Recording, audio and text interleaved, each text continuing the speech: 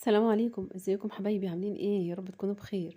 النهارده جايبه لكم وصفه تحفه جدا بالبطاطس. هنعمل فطيره البطاطس بالبيض والجبنه. الوصفه دي انا عايزاكم حقيقي تجربوها، تكتبوا لي رايكم في الكومنتات. لو جربتوها مره هتعملوها كل يوم. سهله في التحضير، مش هتاخد وقت خالص، هما بس 10 دقايق وهتاكلي احلى طعم. هقطع جزء منها علشان اوريكم شكلها من جوه قد ايه الجبنه سايحه فيها.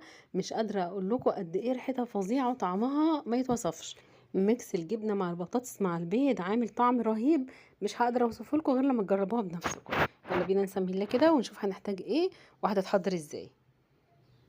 هحتاج بطاطستين كده من البطاطس بتاعه التحمير، يكونوا حلوين كده وسلام. قشرتهم غسلتهم كويس ونقعتهم 10 دقايق في ميه بملح. بعد كده هجيب المبشره وهبشرهم. واهم حاجه في الخطوه دي ان انا لازم اصفي السوائل اللي فيهم خالص. هاخد البطاطس بعد ما ابشرها كلها وهضغط عليها كده ما بين كفين ايديا لحد ما انزل كل السوائل وكل الميه الزياده اللي فيها. هعصرها تماما. هوريكم دلوقتي نزلت قد ايه سوائل. بصوا البطاطستين نزلوا حوالي كوبايه ميه او كوبايه ونص ميه كمان. مش محتاجاها خالص. دي البطاطس بعد ما خلاص تماما اتجهزت. هجيب طاسه واحط فيها معلقتين زيت، وهبتدي اخد جزء من البطاطس نص الكميه بالظبط، وهفردها كده في الطاسه وهسويها بسباتشولا علشان خاطر ما تبقاش فيه جزء فيها عالي وجزء تاني رفيع. وهتبلها هبهرها بشويه فلفل اسود وشويه كاري. ممكن لو عندك بهارات بطاطس بتاعت كنور بتبقى جميله جدا. مش هحط ملح طبعا لان انا كنت حاطه فيها في ميه النقع ملح. وهغطيها بغطا حله لمده دقيقتين. هي هتاخد تقريبا دقيقتين او 3 على كل جنب لحد ما تستوي خالص. استوى القرص الاول حطيته على جنب خرجته، وهعمل القرص التاني بنفس الطريقه. كميه البطاطس الباقيه هحط معلقتين من الزيت في الطاسه وهرصها برضو هفردها، وهقلبها على الجنب التاني دقيقتين على كل جنب. خلاص كده القرصين البطاطس جاهزين معايا. هجيب معلقه من السمنه، ويا ريت سمنه بلدي علشان تبقى طعمها حلو. معايا بيضتين احط عليها شويه ملح وفلفل وهربهم كويس.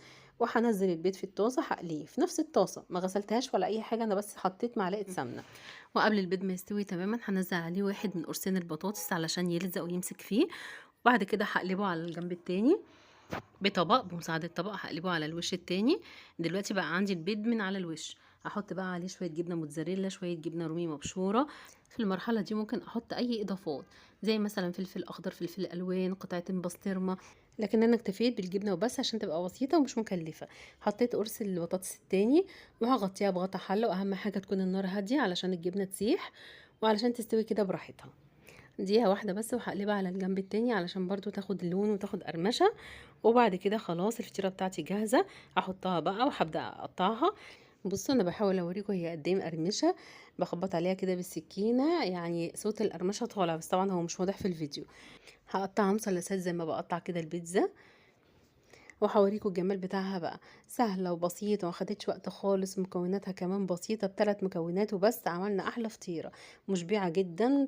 طريقتها مبتكره كده ومختلفه عن طرق البطاطس العاديه، وطبعا محدش بيختلف على طعم البطاطس. وبس كده الفيديو بتاعنا خلص. بتمنى يكون عجبكم. جربوها، متأكدة انها تعجبكم جدا.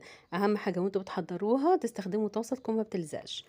واهم حاجة كمان وانتوا بتجهزوا قراص البطاطس، اول ما تحطوها في الطاسة وتسووها مش هتحركوها كتير علشان ما تتكسرش. هي مع نفسها بالمواد النشوية اللي جواها بتلزق وبتتماسك في بعضها وبتطلع قرص كده متماسك. بس هتسيبوها دقيقتين على كل جنب. اول قرص او اول جنب هتسيبوه 3 دقايق لحد ما نلاقيه خد اللون من الجوانب، وهنبتدي نحرك الطاسة نلاقيه بيتحرك. معنى كده ان هو استوى. هنقلبه على الجنب التاني على طول. يا رب يكون الفيديو عجبكم. ما تنسوش لايك وشير وسبسكرايب للقناة. اشوفكم على خير ان شاء الله في وصفات احلى. شكرا ليكم. سلام عليكم.